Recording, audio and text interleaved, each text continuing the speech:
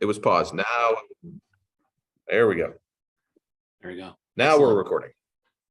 Alrighty. Well, we'll call the September 14th meeting of the Englewood Transportation Advisory Committee meeting to order. And if we could start with a roll call.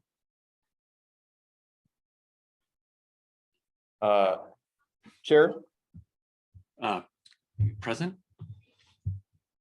Vice Chair Lewis, Present. Member Diedrich, Present. Member Sonaro, absent, correct? Right. And Member Whitney. Present. All right, thank you. Also in the room, Tim. Tim Host, Deputy Director of Public Works for Engineering. And Victor Rochelle, Public Works Director. Excellent. And we can, I guess, officially recognize that I'm just trying to find the email here, but that Jennifer Heller emailed to let us know on September 6th that she's resigning from the commission due to some new responsibilities that she has. So the first item on the agenda is recognition of public comment. And I don't think that there's anybody from the public here to give comment, but if there is, we can certainly take that at a later point if needed. But yeah, if you could just double check if there's anybody from the public. We have no one on the line for the public, and we received no request from the public to speak tonight. Okay. Sounds good. Thanks for that. Next item on the agenda is the minutes from the June 1st meeting.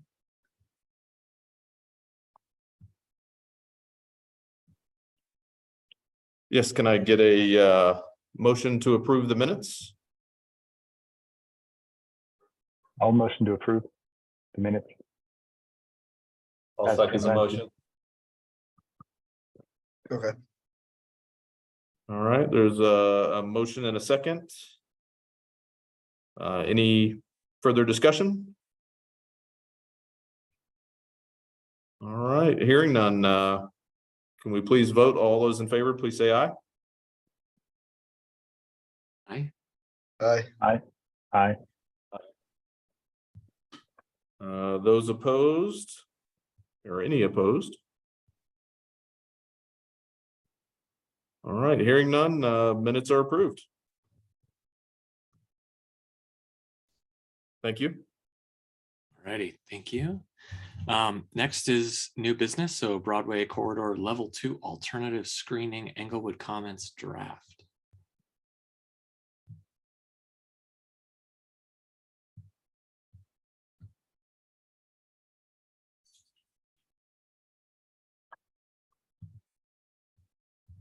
Oh, these are the comments. It's gonna be hard to read, Tim. Yeah, I'm gonna zoom in for folks. I'm not gonna read them all. It's just more of the. Oh, this is budget, sorry. Wrong one. It doesn't look like. Budget. I've got it pulled up here at home and zoomed in pretty far, so I can see on my end. I'm looking at the color chart with the blue heading across, dark blue heading.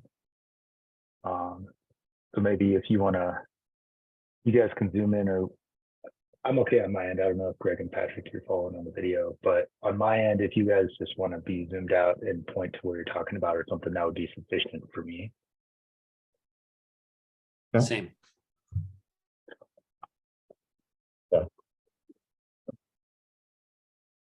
I have it pulled up as well, so that'll be a lot easier to follow us here. All right, so I'll start out. So this little refresher on this Broadway corridor study. It's actually being managed by the city of Littleton, and it's basically evaluating Broadway between all the way from C470 up through city of Denver. So it's kind of looking at all the different cross sections and uses and different characteristics of Broadway, and trying to tie some things together to create a little more of a consistent or a pass-through look that it's, people can travel north to south on there and have a similar type of experience with the different modes of transportation. So this level 2 screening here is the kind of the phase they're in right now, which is it looking at several different improvement alternatives and looking at benefits and drawbacks. So the each of the goals on the left, that's kind of the project goals that they went through, and then they went through different objectives for each goal and kind of the benefits and drawbacks to each one. So I won't go through everything on this. It's pretty extensive what they've done here, but we did want to go over kind of the status and get some feedback on some of the proposed concepts they're looking at for through Inglewood anyways, to see what you all think about the proposals here, and if we want to give some feedback on what we'd like to see and not see as far as this goes. But anyway, it's a little bit delayed. They've been waiting for some data from RTD on the ridership from RTD to understand how many people are currently using the transit, RTD bus transit, and how that might demand might change with different improvements for connectivity and pedestrian and bike improvements. So the kind of the next step after they do this tier 2 screening is going to be the kind of the formalizing. They're looking at different nodes along Broadway. It's kind of a transportation node that'd be a more focused improvements around different nodes. And one of those would be the 3400 block of Broadway here in Englewood, kind of downtown Englewood. They'd look at doing some connectivity there to make sure people could get to that node where there's a lot of different transit options and places to get on the bus and ride your bike and stop for different shopping and food and things. So that there's one at that block of Broadway, and then one at Bellevue and Broadway, right at the south end of Englewood, which is another big corridor of 2 different big streets that a lot of different things come together there. So there's not necessarily going to be any kind of a enhanced bus stop or anything there. It's just more of those are nodes they're thinking are going to be the focus of the different demands for improvements and things to kind of focus around those areas that are a little more active and populated. So I think the biggest thing I wanted to get some feedback on as we look through these things, one of the kind of the concerns with this Broadway corridor study committee is that, you know, the way Englewood is structured now, the way we've done our section of Broadway between Bellevue and 285, we're looking at putting the bike lane over on Sherman. And that's creating a little bit of, you know, kind of difference with the rest of the other cities and stuff. Are not looking to put their bikes on a local street on an off Broadway. So they're still kind of looking to us to see if we want to maybe have like a commuter bike lane on Broadway or some kind of a bike lane for more brave bicyclists that could still want to ride out in traffic. And we've really kind of been pushing back on our bikes are going to be on Sherman, and we want to integrate Sherman with the rest of the corridor there for the bikes. So we're kind of getting we want to get some thoughts from the committee here on what you think. Is that something we'd want to have maybe dual bike lanes for people who are more comfortable riding in traffic and those who aren't? Or I want to make sure we're you know, sharing the thoughts of this committee with that committee to if there is any consideration of wanting to have a lane on Broadway still for the more experienced riders, I'll say. So I'll open it up to the committee for any discussion on that, if there's any thoughts on how you'd.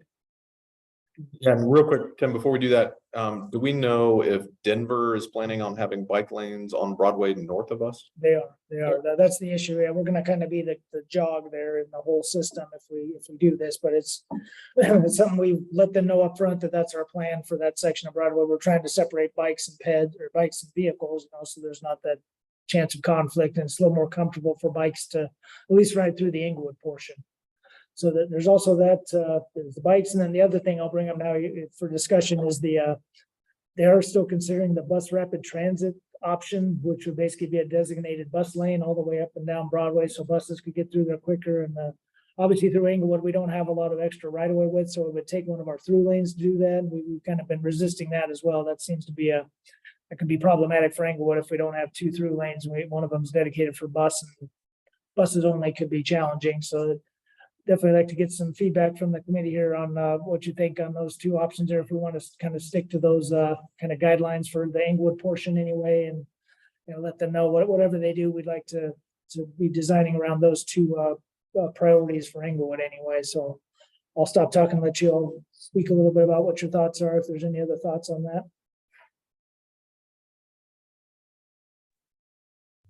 I had one question, which is where is the transition between Denver and Englewood?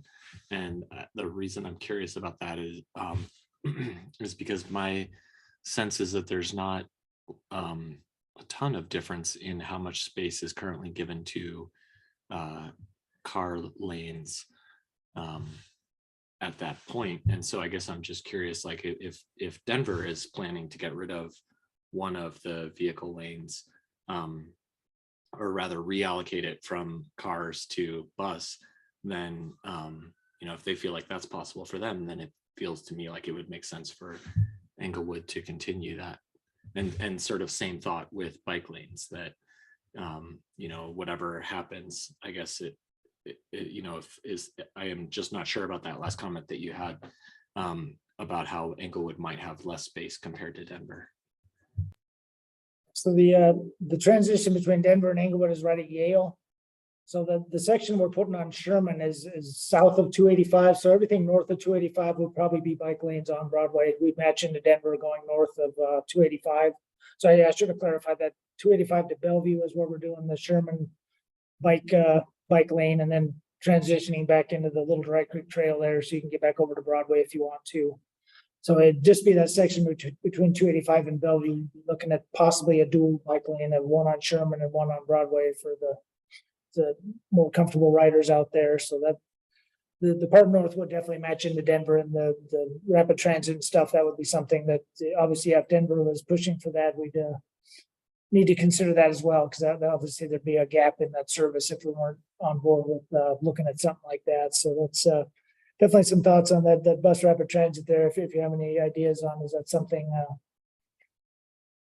I guess the consideration is it something that Englewood residents we think would want or demand or be interested in doing? Is it worth taking a through lane to just put buses only on one of those through lanes to be able to encourage more bus ridership, that they'd be able to move quicker through the city north and south?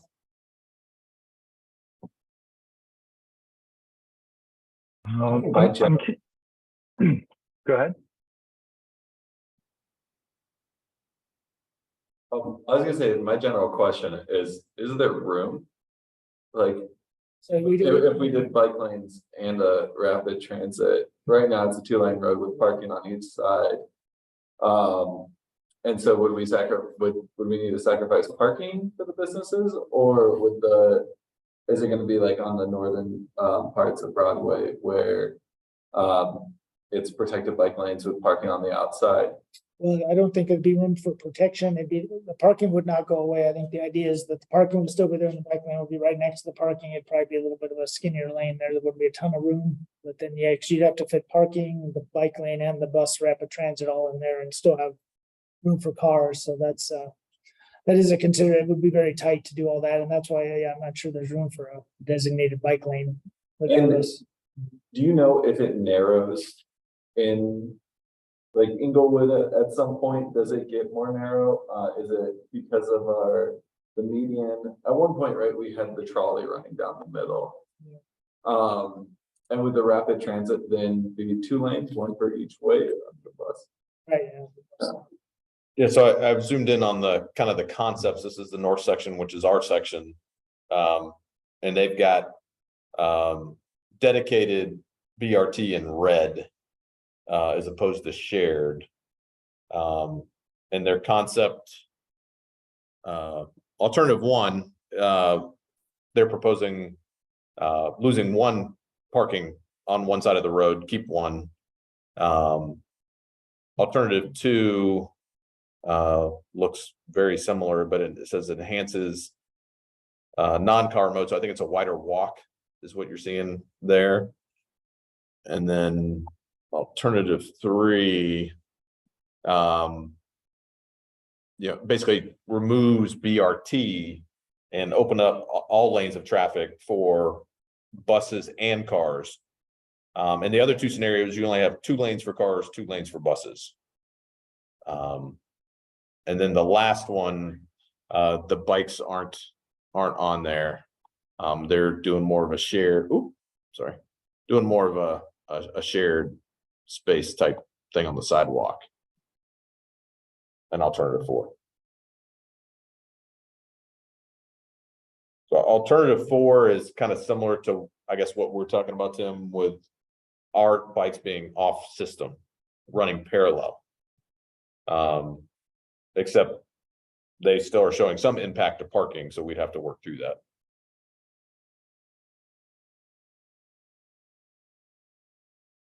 And we're waiting on the RTD numbers for the ridership. And And to kind of finalize their options and alternatives, understand what the demand is, and then they can kind of finalize the recommendations, I guess, as far as what the current demand is for things.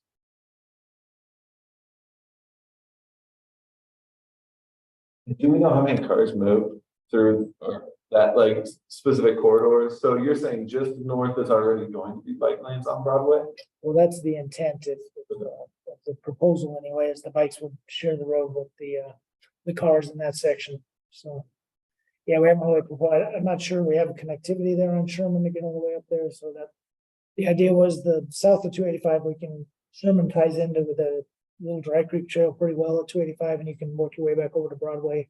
North of there, it would be difficult to get the bikes back over to the bus stops and things. It could be a little more challenging. So we're kind of thinking that's where we probably merge the bikes and the vehicles again and match into what Denver would propose to do it. And obviously all this stuff is just a study at this point. There's no real plans to build any of this. It's just more of a thought process of how it could look and how we can make it a little more bike friendly to get up and down Broadway. To your question about how many vehicles, according to Dr. Cog's count data, in 2022, it ranged from, depending on where you were, roughly 27,000 to 30,000 cars in the stretch south of 285. I missed, was that per day? Yes, that's ADT, average daily traffic per day. And those counts are a year old, so you know, in consideration of COVID, I would anticipate them being in the low 30s by now, probably.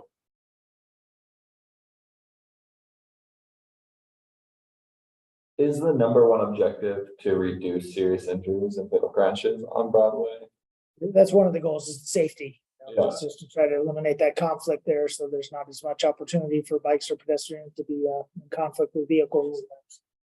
Yeah, Broadway is fairly high volume, as we saw there. It's a high volume road, and trying to get multimodal and something like that is challenging to get people to slow down and realize there's other modes trying to use the corridor. So it's kind of I think that part of the study is the safety, and then there's all the goals are on the left. You got the safety and the connectivity and the kind of placemaking, and then the economic development's another idea. You know, how do we generate activity there for businesses and things, so people want to come down there and spend money and be able to linger down there for a little bit longer and feel like they can get there without having to use a car. So. And just curious, for in all examples, is the sidewalk, it remains the same size, right? Or is there, that's not changing at all? I don't believe they're changing the sidewalk width at all. It's pretty wide there now. I don't think they would change it any wider anyway. It doesn't look like they're going any narrower either. I think that's still a goal of the project, is to make it pedestrian friendly. They wouldn't want to narrow it, Yeah, to be less true. pedestrian friendly. So I think they'd probably stick to that. And I think they're kind of building out between the curbs there is what they'd be looking to do more. Okay.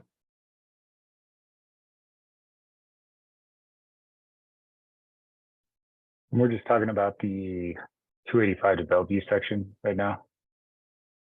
As far as the bike lane, yeah, is there any feedback on, would we want to Mhm. ask them to consider a bike lane somewhere on Broadway for higher, you know, the more experienced riders that are more comfortable riding with traffic, or do we want to stick to our original thought was, you know, in Englewood, we're putting our bikes, all of our bikes go on Sherman, and then we have connectivity at each bus stop, basically, and signage to say, here's how you get over to the bus stop if you want to get on the bus after riding up to a certain point. So feedback on that would be helpful if you think a bike lane on Broadway in that section would be something we want to allow them to entertain as an option in this study anyway. I would be for that. Obviously there's a lot of factors there. But when we look at safety, we know that if you narrow the road, cars go slower. And obviously it's a major thoroughfare, but it seems like if we're looking at safety and then economic development, bike lanes tend to increase economic development, I believe. And so by moving it off of the main economic strip, we're putting a harder time on that south of 285 to Bellevue. area and really focusing down on Inglewood downtown, which is, if we want to keep healthy, obviously. But I can see those two benefits, you know, being there and helping grow those businesses, which I could imagine are have a harder time south. That's a valid point. That's a good feedback on that. You're right, because it does kind of change the, why can't bikes right in front of my business? Right. It's a good point. That's a valid point there. I think the Sherman thing is more for the less experienced riders that aren't comfortable right now on Broadway with all the high volume and high speed. So I think that's good feedback. We probably should consider both there to make sure we do take advantage of the economic portion as well, that if somebody's riding a bike to a business, they can get there on Broadway and feel safe. That's good. All right, any other thoughts? I have the same, excuse me, the same perspective for basically the same reason. That yeah, it seems good to put bikes on Broadway, you know, the whole way through, especially if that's what other cities are doing north and south of us. And I also, you know, like, since this is planning for the far future, would say, like, why not both? Why not have a bike lane on Broadway and make either Sherman or perhaps another street into a slow street or bike boulevard? Mhm. It's a great idea, Greg. I'm with you on that one. We're talking longer term here. You know, there's some businesses, a lot of businesses on Broadway that maybe don't have much of a parking lot. So I think, you know, maintaining some level of parking is going to be important for buy-in from the community, and just from not just a business point, but also citizens as well. You know, they don't want to have to park at the end of the block and walk around. You know, the thought of Broadway being one northbound and one southbound lane is very interesting and something I haven't really thought much about with the bus rapid transit. But, you know, I think that especially with that Broadway corridor, I mean, that is a major transportation corridor. It's got so much commercial through our community on that, you know, having that bus be able to access those areas, I think is important as well for people commuting and just business access. So regarding the rapid transit piece, you know, I think doing our part to make that thoroughfare through the broader metro area would be a prudent thing to do. And, you know, I don't have any problems with that either. I'd think about some of the capital costs for doing this, and you're basically completely tearing up Broadway to make it happen. And I understand this is long term, but you know, we've got some nice medians, and I don't know if we would be able to maintain much of those. You know, looking at all the options at the top of the columns here, none of them have a median, but if you scroll down to the first section that has the dark blue plus signs on it, you know, raised medians are kind of a suggestion right out the gate for the next questions down regarding safety.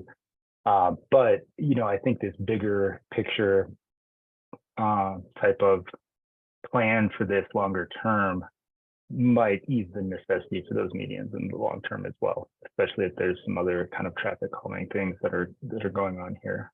I do, for the bikes, you know, having it go through, especially in this section of town, I think that I don't have any problem with having the bikes on Broadway. I do like Sherman as an option, and I think that could be, to Greg's point, a secondary or a thoroughfare or something. But it does kind of take, if we're trying to promote that kind of traffic up and down the roadway, moving the bikes away is going to, you know, decrease the access to business, which we're really trying to promote people coming to that central area, kind of that commercial corridor. So from that perspective, you know, having the bike lanes, I think, would be a good idea on Broadway as well.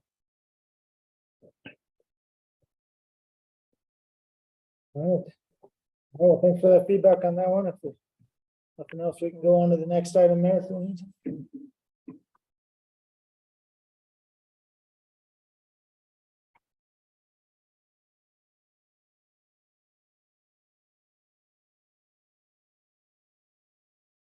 This next item is the US 285 congestion mitigation study. I just want to update everybody kind of on the status of this study here. Has been going on obviously a couple years now.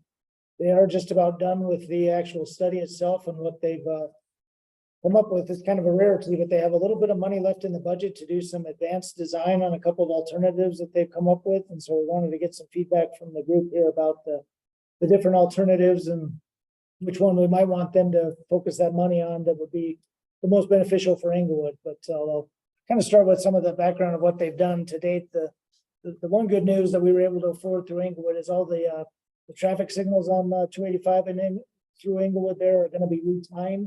They had enough money to figure out the timing of those and whether they're not working as well. And so we are actually going to be able to implement some new timing on those signals, which is a good news for Inglewood anyway. We'll be able to, people can move through Inglewood a little bit better and not have to stop at every light. So that was, that's, work has been done on that. We're just now waiting for the implementation of that. We've got to work with CDOT there. Those are those signals that we turn back over to CDOT. So we've got to get CDOT's approval to actually change the timing on them and do all that. That's, but luckily the consultant was able to do the timing patterns for us there, so we can implement those in the clocks now. So that should hopefully happen within the next couple months. So that's a good outcome of this project is we did get some of that done. So then I think the other stuff is trying to see here. So the other, not really in Inglewood, but the other outcome of that study was at Federal, out when you go westbound on Federal there's a bottleneck where the right lane drops off and you have to get off at Federal. So they're going to be able to, Denver is working on a project now to go ahead and restripe that and make 3 lanes across that Federal Bridge. So there's not that lane drop off anymore. It should help some of that congestion through there. So that's not really in Inglewood, but it helps it won't back up all the way to Santa Fe anymore. It'll help that situation. So that's good news there. So those are 2 things that have come out of the study that are actually going to be implemented here fairly soon. So it's good to see some action items from the study. But otherwise, I think that's the 2 main outcomes right now. And these other concepts here are more what the consultant is looking to do is they would probably put together with the budget we have, it's only 175,000. They could put together basically a kind of a 20% level plan set for each of these alternatives and kind of a cost estimate so we can possibly go after a grant in the future. Is the thought that, the more detailed plans and things you have and cost estimates, the better chance you have of getting a grant because it shows it's feasible and it's something you can implement and it's within the budget that you're saying. So we'll kind of go through each of these a little bit here. I've got all these exhibits here to kind of show some of the concepts and things of what they're saying would obviously reduce the congestion. This first one here is the Santa Fe interchange, and that's the issue with the Santa Fe interchange is that bridge going across the Platte River there on the left. That bridge is too narrow now to get 3 lanes across each direction. So until that bridge is widened out, there's not a whole lot of good going to be done with doing much on Santa Fe right there to the east. It just, that bridge is really the bottleneck that's really causing a lot of the traffic issues now. So that's something that kind of moved down the list a little bit because that widening that bridge is obviously a really high dollar project and it's going to take a lot of time and effort. That's probably not something that's going to be implemented in the near future, but that's the concept there to be able to widen that out and get more traffic through there. So the next one here we've got is this is Colorado to Happy Canyon. I'll let Victor talk about this part. He drives through this every day. He knows the bottlenecks over there. Yeah, it's multiple access points as well as drop lanes really are the real trouble there. And the narrowing with those drop lanes, everybody shuffles over and there's a real merge challenge there. So what they're trying to do is eliminate that merge and make sure that the capacity is at the intersections so that you don't have that weave pattern, which causes a bottleneck, particularly in the eastbound direction in the afternoon and then westbound in the morning.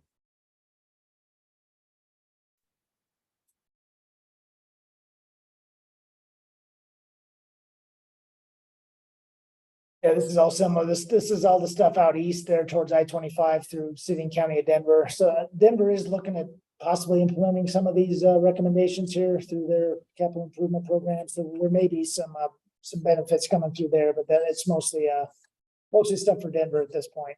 So And that's, sure, yeah. Go ahead. sorry, that's sort of between Colorado and Happy Canyon intersection. Is that where that is? Correct. Yep.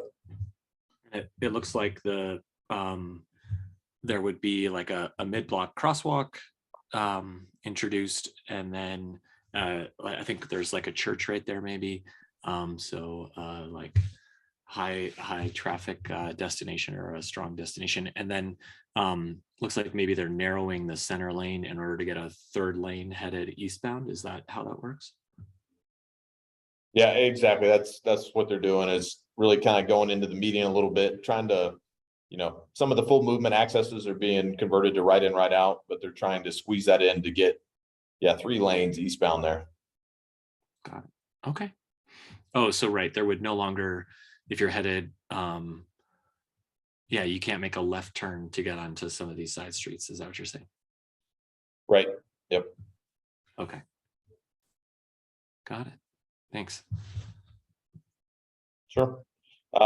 Same thing here. This is at 25. And again, they're looking to eliminate some of the full movement accesses in the morning.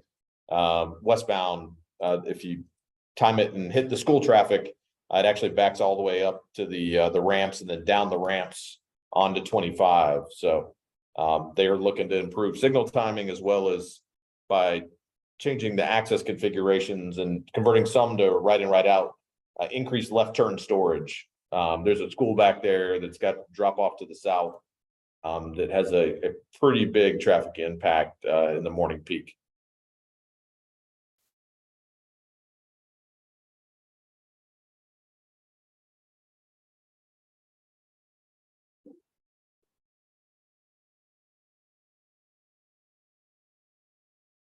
This is just some more work right at the intersection of Colorado Boulevard. There's some things to improve the lane drops and things like we discussed. So a lot of the early action items are unfortunately kind of outside of the Englewood section of it. We were lucky to get the signal timing done anyway as part of the project. That was a big win for us. But these other concepts are not necessarily in Englewood, but they certainly could help traffic flow through the corridor there and be able to get people east and west a little bit faster. So once we go through these concepts, we can go back to that list of the alternatives and see which one you guys think is maybe one we want to recommend is pursuing more detailed design, and see if we can't get them constructed. So then this one is this is the kind of the last what the concept showing here. This is out west at in Sheridan there at Lowell Boulevard and Knox Court, that intersection.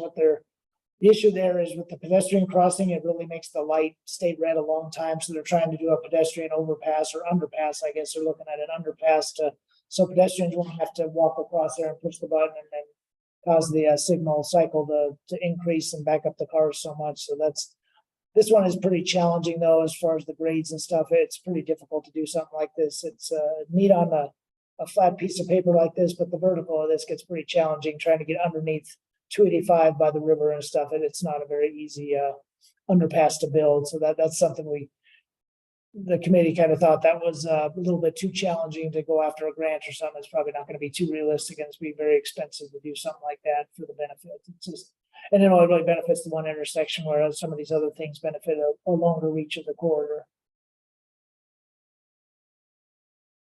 There's one left one there. I think so that's similar to the kind of show. That's the extra lane. This map drawing here is what Denver's working on right now to make that extra lane going across that bridge on Federal. That bridge is actually wide enough to get a lane on there. It's a matter of restriping and shifting the lanes over a little bit.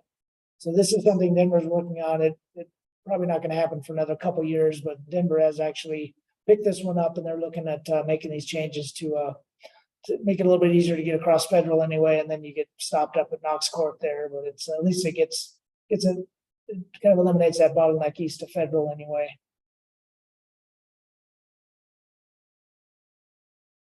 I'm sorry, I didn't see originally with the Hampton study, a lot of the focusing that we looked at before was focused on the Englewood section itself. Are there bottlenecks in these areas? I work from home, so I hardly ever take Hampton during peak traffic or going whichever ways. So yeah, I'm just kind of curious, like obviously going 3 lanes in that area, like that's already a high speed area. I think it's 55, right? Out west. Yeah. And so coming into Englewood, people are used to going to 55, and then they hit that first one at Knox, right? And then it slows down kind of through. Yeah, as far as, yeah, I think we've got the lanes there. It's just, there's so many signals in Englewood. Basically every intersection has a signal, so it really, kind of slows things down there. And that's why it's nice to be able to at least get the timing of those signals down a little better. So the progression's a little bit better to get through each signal and, not back things up quite as much. So that's really the biggest. The other, one, item they're looking at through some of the Englewood intersections, some of the right turns and those little pork chop islands are kind of shaped a little bit oddly where you're looking up to look over your shoulder to see if a car's coming, and they're trying to, there's some thought about maybe reconfiguring those so people are able to kind of look forward and not have to look so far behind. Then you get a lot of rear end accidents or somebody's looking back and they don't realize there's a car in front of them. So this concept here kind of shows how they're looking to maybe triangulate things a little bit better to make it a little bit more of a straight on, so you're not having to crane your neck so much to look behind you to see if there's a car coming or whatever. So that's an option as well. And this is certainly something I think we might ask them if they can develop this concept a little bit more, but this is a fairly straightforward concept here. So this is something that's probably could be implemented fairly cost effectively at some point if we want to try something like this, but it probably doesn't reduce the congestion quite as much, but it certainly helps the accesses and being able to get on and off there without having to turn around so much. I have a question on this one in particular. I mean, it seems to me like the existing extra space on the side, while it cuts into the sort of corner of the business a little bit, provides like a better situation for cars speeding up, slowing down, versus having to come to a complete stop at a ready 90-degree angle to get on and off of 285 there. And otherwise the infrastructure is kind of already there for the pieces that are proposed. So can you just kind of explain to me why this would be better than what's there right now? I think it's more of a safety aspect as far as being able to see pedestrians and cars coming. You're not having to, the way those are now, I mean, you see how that's such a sweep there. It's difficult to see if another car is coming and if you have to stop or not. And if you're kind of trying to look over your shoulder while you're moving ahead, it makes it difficult.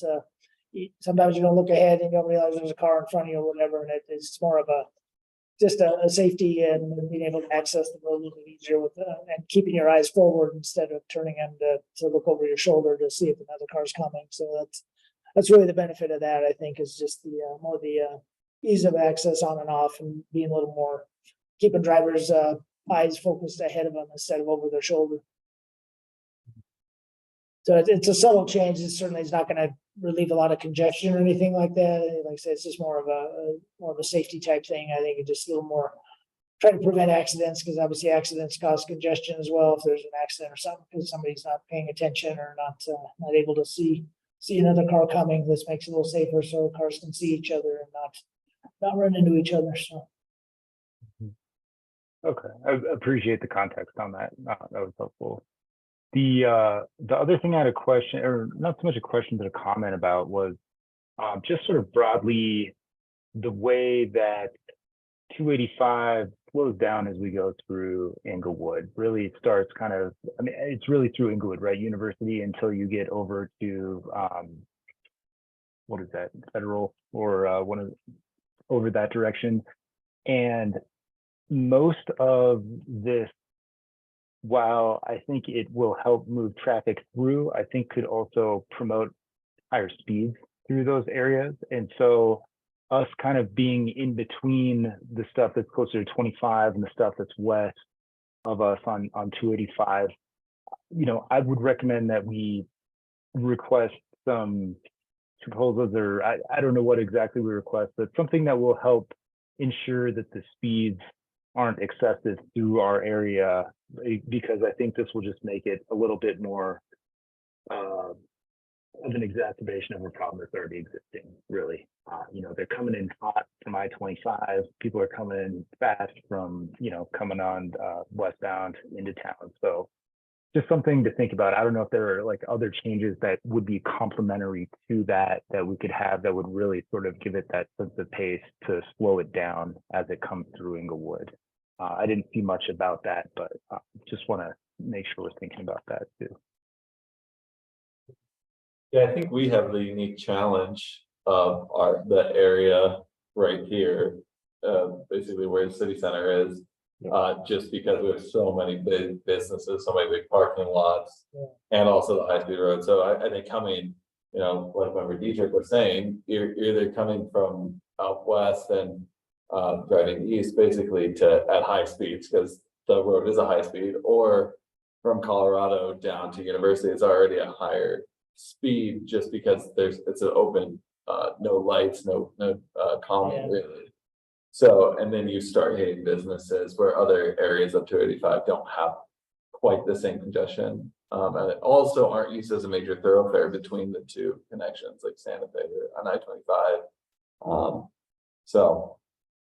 Yeah, I think also looking at it, because of where we are, I think the definition of a strode, right, is very present when thinking about this section. Yeah, they looked at a lot of the access points through Englewood and trying to cut some of those off, and we talked to them about, we can't, the way it's structured now, we've got to be able to get people in and out of the businesses and the different things along Englewood, because like you say, Englewood is very different, and there's a lot of access, there's a lot of businesses, a lot of people coming and going, and we definitely want to keep that, and that is something that, so that was left out of the recommendations, any kind of access restriction in Englewood. The stuff out east, like Victor was talking about, some of those streets, where nobody's gonna take a left turn out on the 285 from some of those roads anyway, but with Englewood, we have the signals for a reason, there's access, there's different businesses and things, we want to maintain that, so we definitely, in Englewood, interesting, all the alleys access out there too. There's a lot of accesses in Englewood, and that's something we tried to keep that characteristic, because that is what allows people to come and go and get on and off the road and be able to mingle in Englewood. So we're that was definitely not a priority in the outcome of this study. We caught that early on where they were thinking of that. Well, yeah, if you don't have access, people can fly right through. So we want people to stop in Englewood. That's our kind of our and stuff. So that was kind of a different mindset from the rest of the cities adjacent to us. Do other parts of 285 actually have as many pedestrians as well too? Because you go basically west of Santa Fe and it seems like there's no one walking or no sidewalks. Yeah, I would only say east of 25. Okay. That's where you start to pick up pedestrians again. Yeah. There's more residential, high density residential in that area and commercial kind of mixing.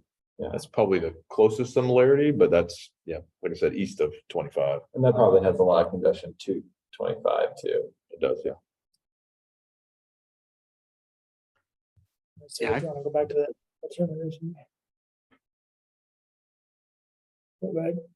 Oh, I feel really surprised to see some of these proposals, because the feedback that was gathered by this group was, it seemed like the top 2 or 3 priorities were different ways of saying that Hamden feels unsafe, and the next one was like Hamden feels too dangerous, and the next one was like, I don't feel comfortable being on Hamden because it's unsafe and dangerous. And that's my sense, and I sort of feel similarly to what Chris said about how it feels like these proposals would get like either cars moving faster or like the ideas of putting more lanes. I think that will also cause, it just seems likely to cause more trouble there. And I get the goal of wanting to increase the level of service, but I wonder about like the impact to safety in this area. And it sort of feels like it's kicking the can down the road on the level of service, like it's giving a little bit of an improvement on level of service, but not like going to give a big bump. It'll be an incremental change and not something that like switching one of the lanes to bus rapid transit, or I know that like this is a long-term plan. It feels like it could have gone further with ideas that would be more impactful to actually increasing the level of service. That's good. Yeah, I think the study did start out as a congestion mitigation study, is what they were trying to reduce the congestion and keep vehicles moving, so there wasn't so much idling and standing of vehicles. And I think that's really where the results kind of came out. They did that, but that's a good point about the safety and stuff too. I think maybe that is something that's wasn't considered. Yeah, you keep the cars moving faster and stuff, then you're not really hoping pedestrians and bikes or anything in the corridor. It's all about the cars, and That might be something good for the early action items too, to maybe give them some feedback about consider the safety and, if there's some ways to get, a little more friendly for pedestrians and stuff through there too, to be able to let all users use this. It's interesting, because it's such a different characteristic that I'm sure they're gonna think we're crazy for wanting people to walk out there. Who was gonna walk out there? We have 55 miles an hour out there. Nobody walks out there. And for Englewood, I think that's a good, that's why we want to get you guys' feedback on this. And, for Englewood, what does help? And I think you're right that for Englewood, you slow down and there's people walking around, and how do we make sure that's safe and people want to do that, and we're not just encouraging the cars to go faster, and then even less people want to walk around out there. So I think that's some good feedback we can definitely pass along to see if there's maybe some way to work that into the final study, as well as maybe some action items on things we can do to make it a little more comfortable for other modes walking through Englewood here. And I'd like to add too that, I'm definitely not broadly opposed to this, especially on the far east and west ends of what's shown here in the presentation. I mean, I run into those bottlenecks all the time. And, especially some of the stuff west of Santa Fe, I think that will really help with some of the congestion. There's like unsafe situations due to cars backed up so far sometimes in those areas. So, I do think that's, some of this is good. But I kind of feel like the part for Englewood that they added in almost like, to me, it kind of seems like an afterthought. Let's fix it. Let's grab a couple of these intersections. Let's just change it from a rounded curve to an angled curve, and then we'll get Englewood in the mix too. And I know that probably wasn't the intention, but that's kind of how it feels the most to me a little bit, if I'm just being totally honest here. But we have some other things going on with the Broadway interchange and some stuff that I'm curious how that fits into the master plan here. And knowing that it was a congestion mitigation study, I can understand now that that was really the focus. But and if that's the case, I would say tie this in with other broader parts of the master plan if we're talking long-term planning, and so a lot of it I think is good. I think we didn't get quite as much of a benefit as some of the other sections of this necessarily, but I don't necessarily disagree with the far east and west ones too. Is, I guess the general question, is there much benefit that we could gain from this? Like, we have a unique traffic pattern, we have a unique light situation, we have a higher density, like people turning on and off. We have different turn lanes, like everything that comes into it. It seems like the far west side is kind of the easy one to tackle. Like they have a wide bridge and you can put their lane on it to reduce the congestion. It's already fairly high speed. But is there so much mitigation that can actually be done for the amount of congestion that's coming through? I guess like that's and the traffic pattern already to the Cherry Hills kind of drop down.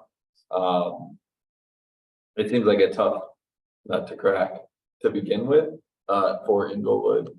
Yeah, it's just, there's so many access points in Englewood, I think is why they didn't really, there isn't a lot of congestion mitigation you can do when you have that many access points. And it's gonna be the way it is. You got cars coming and going off the road, and it's gotta be accommodated. So I think that's where we didn't get a whole lot of that kind of stuff, but I like that the safety aspect of it, I think is a good thing to bring up and make sure we do consider that through Englewood and how we can, because of all those accesses, there's a lot more conflicts, and we want to make sure there's some ideas around that. And you're right that the channelizing right turn lane stuff is really what they came up with for trying to minimize, car pedestrian conflicts there. If somebody's not paying attention, somebody's crossing in the crosswalk there, you want to make sure people are watching. So those really are the main improvements. So I think if you keep the accesses, but then we maybe improve the ability to get on and off the road and make sure it's safer. So that's certainly something we can bring up. But yeah, these are obviously just thoughts that the consultant had on things they recommend, or things that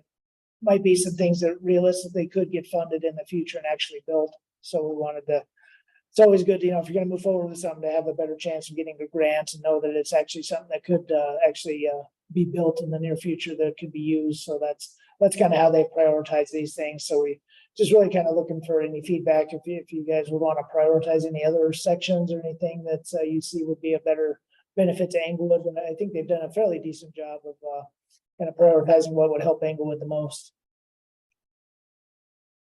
I'm kind of curious, between Broadway and Santa Fe, I drive that section occasionally, or have a lot more time spent on that section during particularly like morning and evening rush hours. And, there's quite a bit of congestion, especially Broadway to Santa Fe, east and westbound, that kind of backs up through there. I'm not as familiar with the section from like Broadway east to Downing, but it seems like that section in particular between Broadway and Santa Fe was not addressed here. I know we've done a few things in the relatively recent past with some of the ways that those feeder streets come in and whatnot, but is there a reason they didn't, suggest anything in that portion there? Well, I think that's the signal timing piece is where they really saw that signal progression and timing has really gotten out of whack. And that's where they timing those signals a little better, kind of keeps cars moving through there and we don't have that congestion. That was really the biggest thing they could do for Englewood, because we are probably the biggest signal corridor in that whole stretch there. As you get east and west, there's not nearly the many signals. So that it was nice to see they had enough funding. They could give us some recommendations on how to time those signals a little better and make sure we're not just having a queue of cars stop at every single signal. They can get a kind of a surge of vehicles through there each time and try to keep things moving to get out to the more freer flowing area. So that's really was the benefit, is the signal timing. And that's with all the accesses, they were kind of hamstrung with what they can do with any kind of progression or congestion improvements. Just difficult when you have that many starts and stops. So. Okay. Yeah. And if I wasn't thinking about the signal timing. Thanks for that. Sure, and if I could add real quick, if you've driven it, I would say in the last 6 months, we've had a number of challenges, I'll say, along that stretch. The signal at Elati was hit by lightning, and the cabinet was fried. CDOT replaced that, and so that's been out of step from a timing perspective. Also, CDOT took the signals back. They unplugged our communications to them. And traffic signals are known to float, so they have clocks in them. And if the power is dirty and, over time, those clocks get out of step. So they're all set to, turn green based on a clock. If those clocks are not synced up, then the green, red, yellow are not synced up. So we've been working with CDOT on that. And then if you've driven it real recently, you've seen a lot of construction. CDOT is doing an ADA ramp update during the day. During peak hour, they're generally not closing lanes, but they have been closing lanes.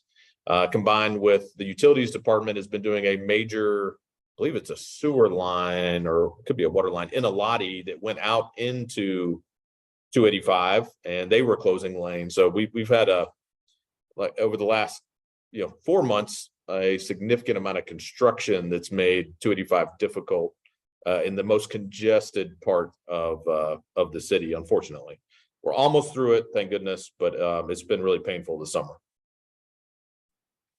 I have a naive question. I really just don't know. If you increase the signal timing and get congestion flowing better, does that help with movement? Like literally moving from, it's a 4-lane road with turn lanes, obviously. So you're coming on at one part, trying to get over, or does it make it more difficult because the cars are moving faster? If you're trying to change lanes, yeah, like get from one side to the other, so you can make your left-hand turn, or you're on the right hand trying to. Yeah, increasing the signal timing, you have to do it throughout the corridor. So if you think of a signal timing as like a pie, 120 seconds is pretty common. Larger intersections are generally closer to 140 or 160. You have to allocate that green time to each phase. So if you increase it, the side streets generally suffer because the main line, in this case 285, will get the vast majority of that green. So there's a balancing act with signal timing, trying to get your level of service, which is based on volume and delay, to a level of service. Generally, you want to get to a level service C, LOS or better. D is considered acceptable in some jurisdictions. We'd like to obviously see it better than that. I don't think it would impact the merge In some cases, it may actually help. Well, that's what I was curious about. If the cars are going are going faster, is it harder to merge because you're then trying to like get in? Or if, you know, if they're going Right. slower, you actually have more opportunity because you can kind of sit there in the turn lane while the lights are at it and try and make it in, as everyone's picking up. So, just trying to get over those 3 lanes. I know coming off Santa Fe can be difficult to get kind of into the merge of traffic, if you're going north onto Hampton. Yeah. So just trying to understand like how that will work in with the congestion and kind of moving about the traffic there. Cause I think the traffic pattern's pretty interesting too, like with the merging on to Santa Fe. There at Santa Fe is difficult. In my experience, it's always been that once the cars start moving, it kind of opens up and gives you more opportunity to move over. If it's congested like that, you basically are just hoping somebody will stop and let you over. You're not, there's no opportunity to kind of move with the flow of the cars. Yeah, that's a challenging area. I go through that area every morning, and it's interesting how it's just such a it's tough to you're in your lane, you're in your lane.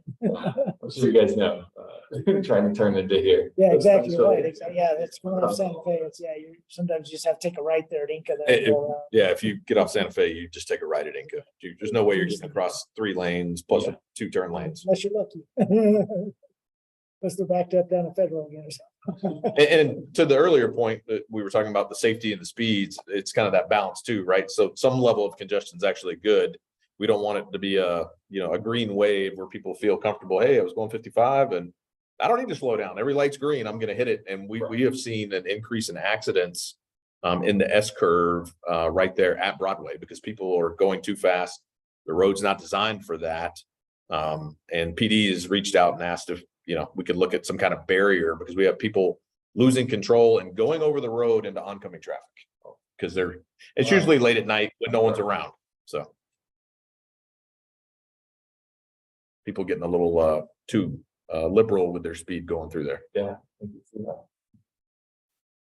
So yeah, we'll take that feedback back to the committee, I think, and make sure they understand the different priorities of Englewood here and see if we can't incorporate some of that into the final recommendations and maybe some of the advancing some of these concepts along there to help us to improve things. So we'll definitely bring that back to them and see how things turn out. We should have this report hopefully by the end of the month. The final report will be coming out on this, so we'll should all see that here further. And there's going to be a website dedicated to the project and all the recommendations and what they've come up with. So it'll be a nice summary of everything they did and what they came up with. So we'll definitely be sure to share that when that comes out, so y'all can see that as well and know what the work that was done and what came of it. Do we need to like choose between these 3 alternatives here or? Not necessarily. I think it's just more, do you want to move anything up or down or there? Obviously the stuff in Englewood is what we want to, we would want to prioritize, but if there's any of these you see are a higher benefit than maybe they've listed here, but this is like they say, the consultants kind of what they see is the biggest benefit for the dollar anyway. And so don't necessarily need to disagree with any of this stuff. It's just more of if you see anything stands out to you that maybe one of these other ones might help Englewood a little bit more, that we might want to tell them why don't you advance the Hammond crossing near Lowell Knox instead of the stuff out by the high school or something there, just stuff like that. If there's any thoughts you have on any of these that you might want to have them focus on rather than some of the top 4 they have there. Got it. Well, from your description, it sounds like both of the items in alternative 2 are kind of tricky or problematic, that there's a lot of dependencies on them. So I would say that feels like, that could be at the bottom of the list. And that's why they did it this way. These top 4 are really the most cost effective and realistic things that could be built within at least the next decade or so, Got it. Okay. Yeah, definitely no reason to disagree or anything, but I just want to make sure there wasn't any other thoughts there that you guys had about something we wanted. But I like the thought about the safety in Englewood, and we do have a lot of pedestrians on the corridor in Englewood, and maybe there's some things around that they can look at to help make it a little more safe for pedestrians as well, because it is a safety study as well. So we'll definitely pass that on to them and see if there's some things they can advance in the Englewood section anyway in regards to that. Great. All right, that's Yeah, some good feedback. if, if there's, I guess if anybody has any perspectives about reprioritizing these. So I guess what you're saying is that these are in priority order currently based on their suggestion. And if we disagree with it, then we should speak up. Yeah, if there's something you feel would help Englewood more than another, I mean, like, obviously this other stuff's outside the city, so it's really kind of not gonna directly impact the Englewood corridor, but it's, these are basically the easiest to implement, recommendations from the study, and that's why they're recommending to try to advance some of them forward so we can actually get some funding to build them and not just have them be on in a study forever. They'll actually could turn into an actual improvement at some point that we might be able to see in our lifetimes anyway. Yeah, if you guys are all comfortable with that, there's really no need to rehash it or anything. We can go back with the safety stuff, and I think that's good feedback there to have for them.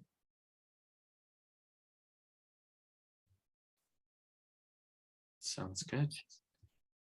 Right. The next thing I think is the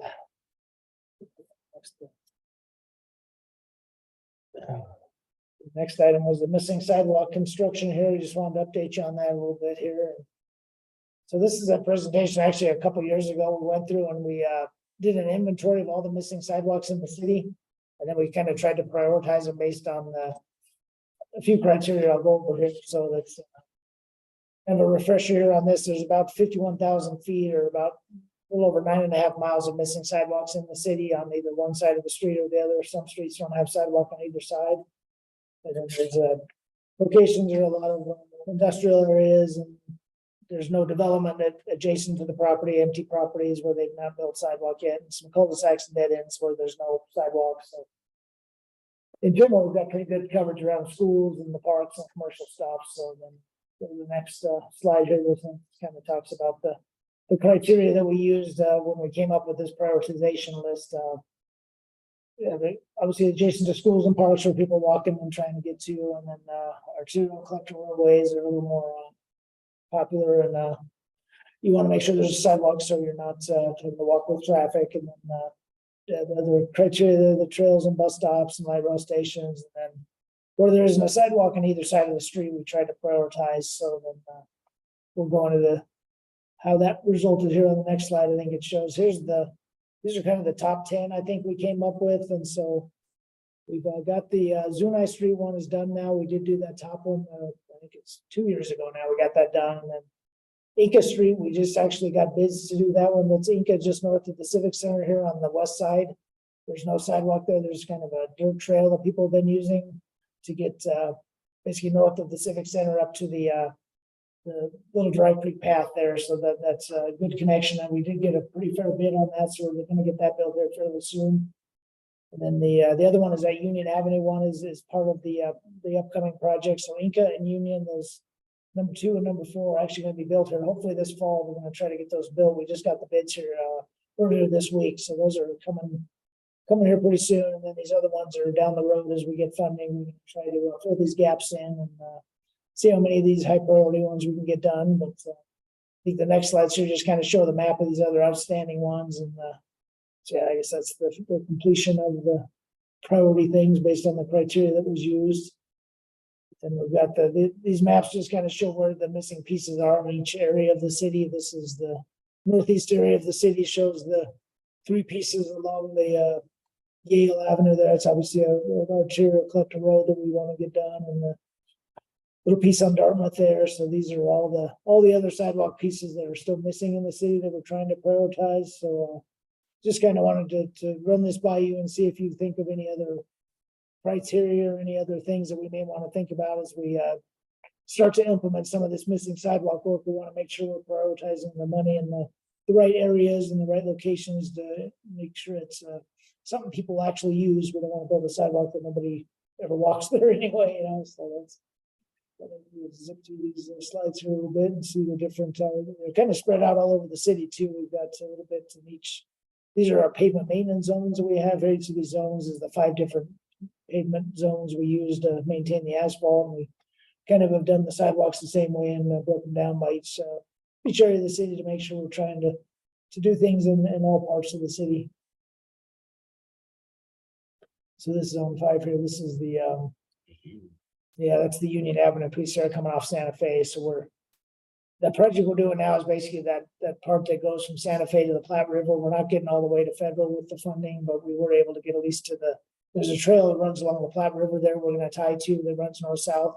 I think that might be that Mary Carter Greenway part of that network, but it's definitely gonna make that a little safer there north of Utica, because all those trucks that drive down Union there, it's not very safe for bikes to ride there and to walk on the edge there. So we'll get a sidewalk in there. It'll be a little nicer. So those two pieces are coming up. And then as we try to get capital improvement funding for sidewalks, these are kind of where we're headed with the next ones, and just wanted to make sure you saw all this. And if you have any thoughts on maybe want to change course or think about something else, but not necessarily anything new here. It's just more of a refresher to let you know we are moving forward with all these sidewalk gap projects and trying to get as many of them done as we can. So I don't know, you guys have any thoughts on any other known areas or any criteria we could use to try to help prioritize future funding and be able to move things ahead as best we can? Otherwise, No. look forward to the sidewalk on Union and Onika there. We're gonna have 2 more missing pieces done. People can walk down the street a little bit easier on 2 different road segments here, hopefully before the end of the year. All right, well, great. So that one's easy there, but yeah, that's a fairly good system we've got there to do that. And as we get these projects going, we can bring them back to you as well to make sure we're doing the segments the right way and how we want to think about them. And if there's any issues with connectivity, because there's a reason all these sidewalks are missing. You know, there's a challenge with the design or something, and so as we get into them a little bit deeper, sometimes we have to consider some other factors that are at play there to see if it's really worth doing it or if it's feasible to fit a sidewalk in there. There's always a reason why there's gaps. So, all right, well, yeah, so that's kind of just a refresher there, just more of a, then you know what's coming and how we're moving ahead on things. So, Yeah, I appreciate you guys doing some priority, and I like how these maps outline what's missing and what's the prioritized sections. And, you know, I think the connections to things like the park are important. I like that Union one between the South Platte Trail and the park that's down there. You know, glad to hear that that's going in. That section on Dartmouth, you know, kind of goes with my other comment of, you know, some of the higher traffic areas, whether it's, you know, higher speed or more volume of traffic, or looking at the zone 3 map, you know, that connection there, which is well worn into the dirt. You know, I appreciate you guys highlighting that one. That's been something that we've talked about in the past year as well, completing that connection. So yeah, I think this looks pretty good. Thanks for presenting.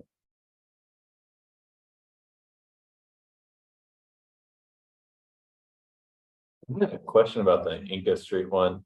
Are they redoing, so like it banks up at the light if you're trying to go south off the sidewalk? Are they taking that part out and like doing a full sidewalk? well, it's going to stop at that little Dry Creek Trail just south of there, where the crosswalk is. There's that trail. We're going to bring it up to that trail there. We won't bring it all the way to Dartmouth. Okay, It'll be a. so you'll have to go around. Yeah, you'll have to go across the crosswalk and then on the east side to get to Dartmouth if you want to cross Dartmouth there, so we don't have the 2 crosswalks, so just 1 crosswalk at Dartmouth. Okay, So yeah, that was just more connectivity into that east-west little Dry Creek Trail there.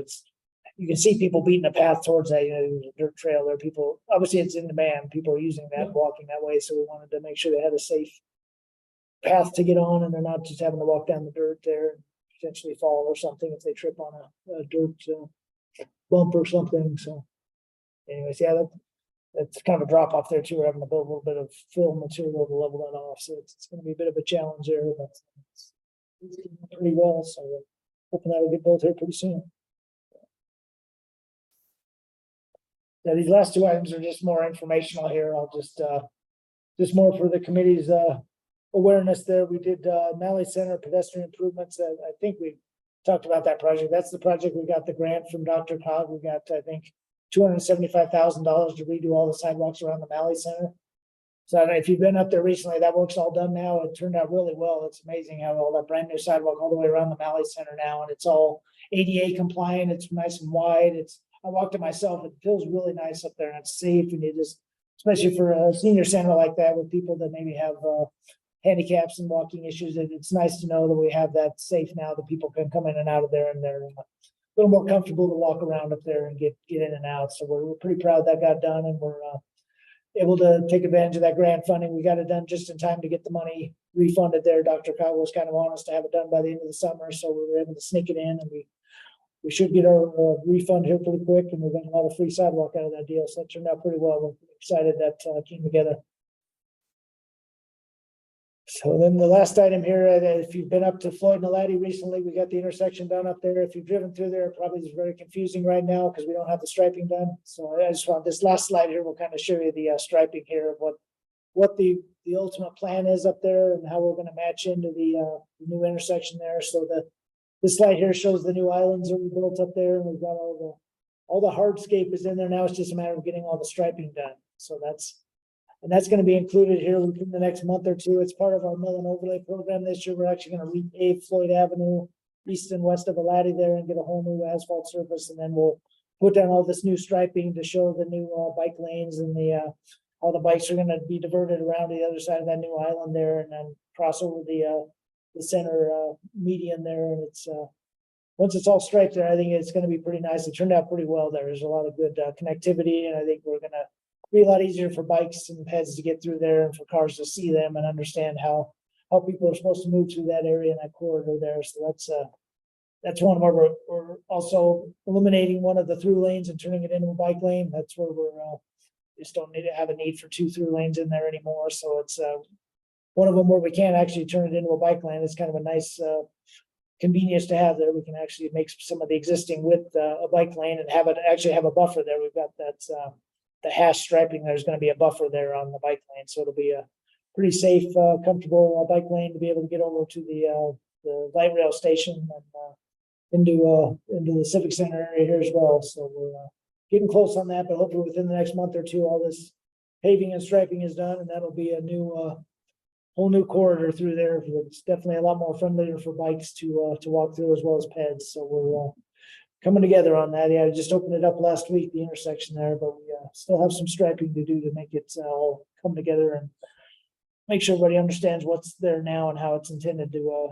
accommodate bikes and pedestrians as well as cars. So that one's coming together. We're glad to see things finally getting built here. All these concepts and things we've had for a while now, we're starting to see them actually out in the field and be able to use them. So take any questions on that or anything you have on that. Is just more to update the committee on the status of some of these projects we've been talking about for a while, and then make you aware of they're actually turning into reality here now. Oh yeah, I just drove this the other night.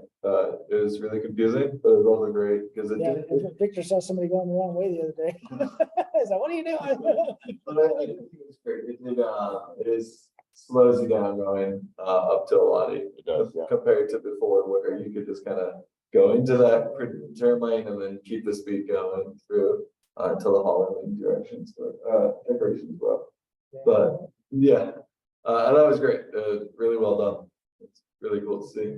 Yeah, it did turn out nice. I think the consultant did a nice job figuring that. And on the plan there, we weren't quite sure, how that's all going to lay out in the field, but it does seem like once the striping's in, it's going to be pretty intuitive and people will understand the concept there to try to show the road. It's turned out well. Well, great. So that's I think all what we had for things on the agenda there. So. Excellent. Well, yeah, these are really exciting. It's great to see the progress on these items. So congratulations, and especially to do it in such a manner where it's getting funded by Dr. Cog or using other ways that are so efficient with the city's funds seems great. So thank you for those updates and for getting that done within the timeline you needed to. I think the next thing on the agenda is the director's choice, and the so director, do you have any comments tonight?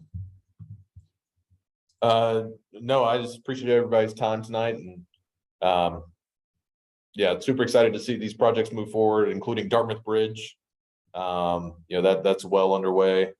As soon as we can get Oxford buttoned up, I know I will rest easier. We're almost there. Not really a transportation thing, but it's in the road. Yeah, no, I'm happy to answer any questions from the committee.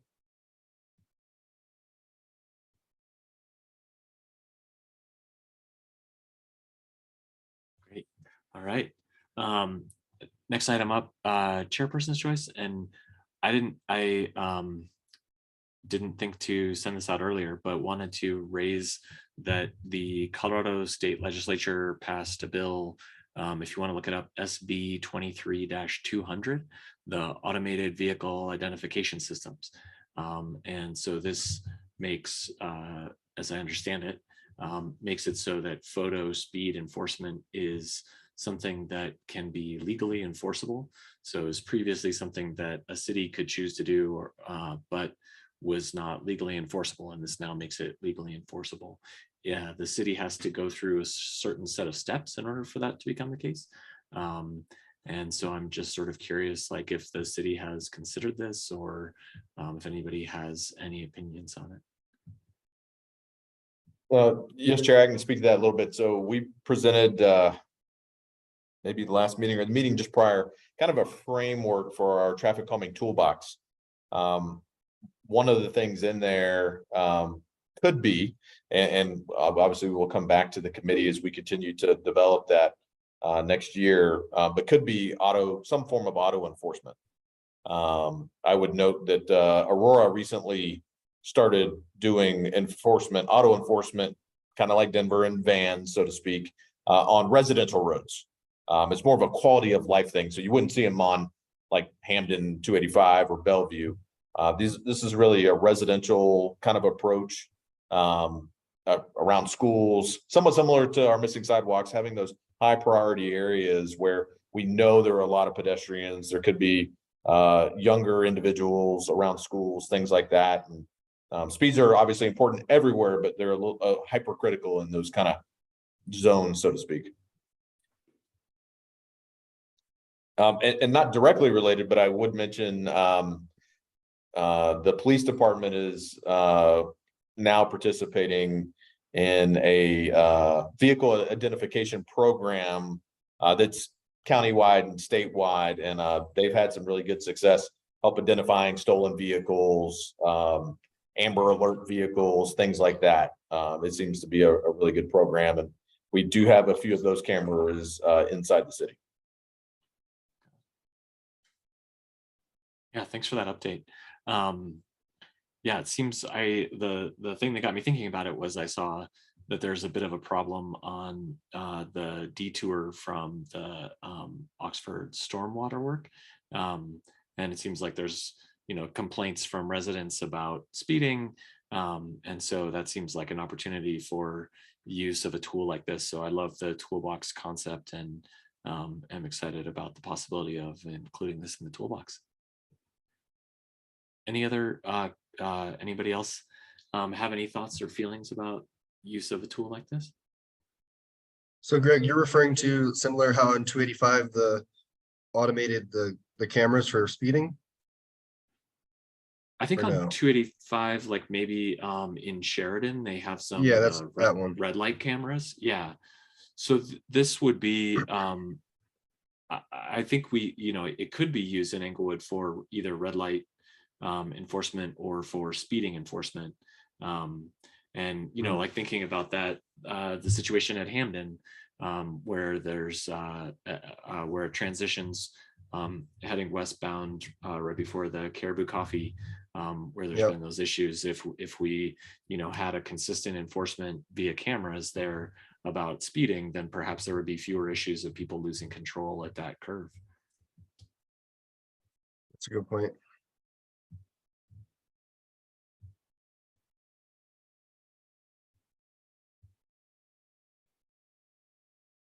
All right. Well, yeah, go ahead. That's generally for slower speeds.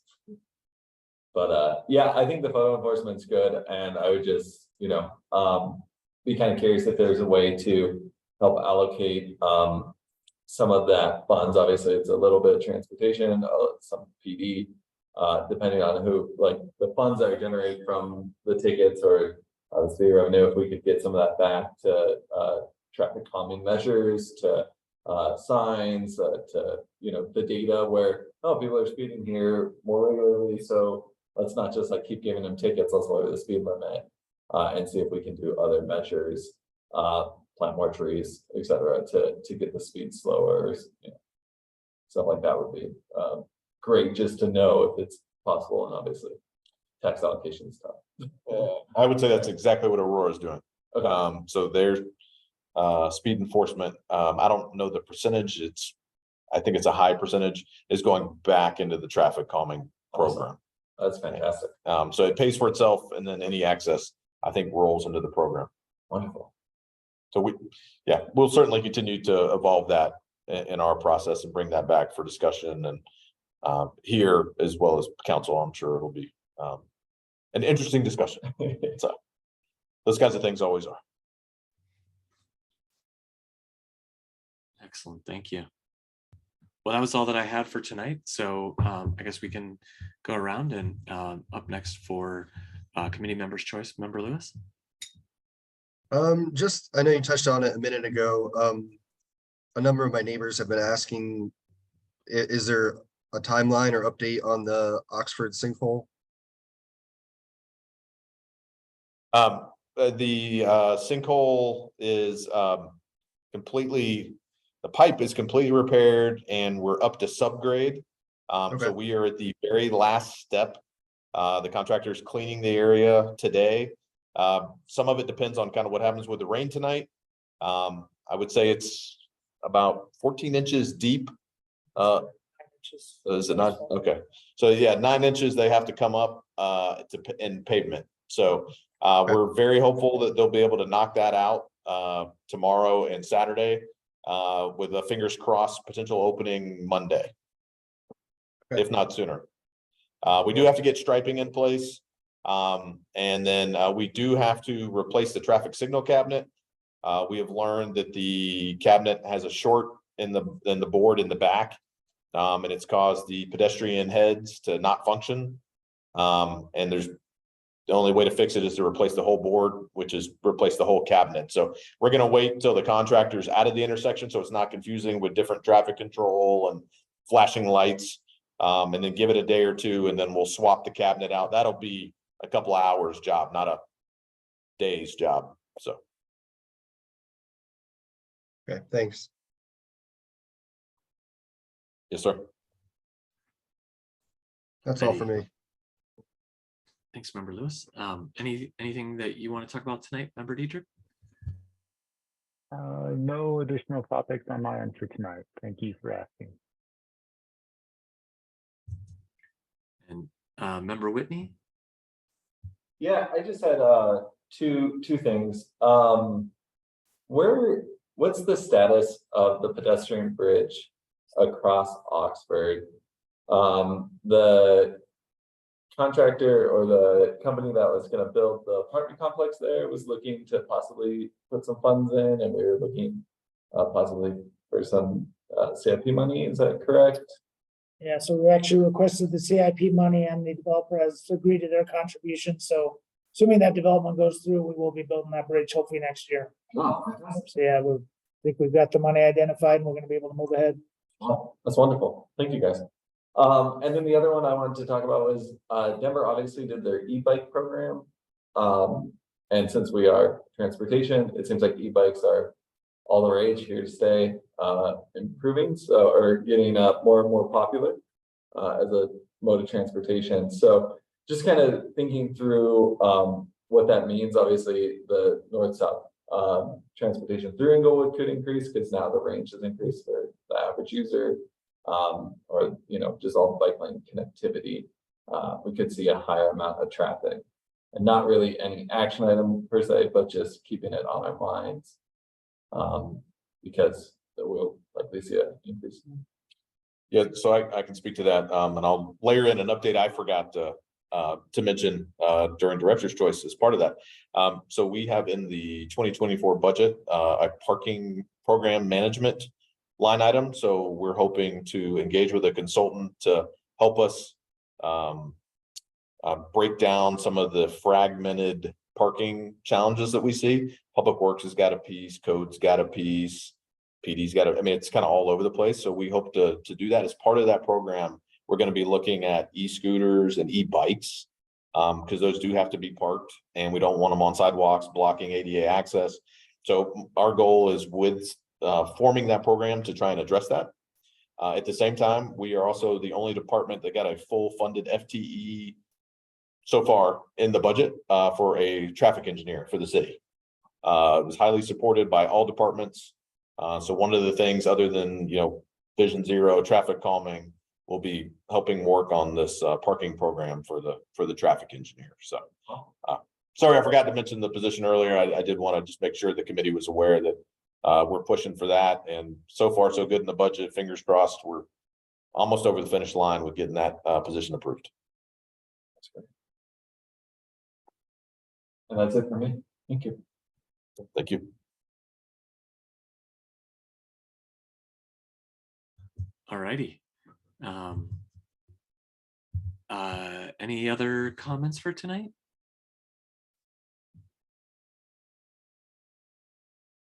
All righty, hearing none, seeing none.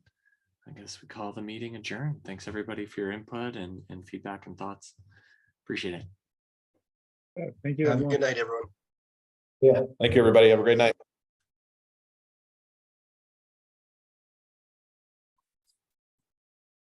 Well, thanks, guys, for putting all this together. Thanks for coming.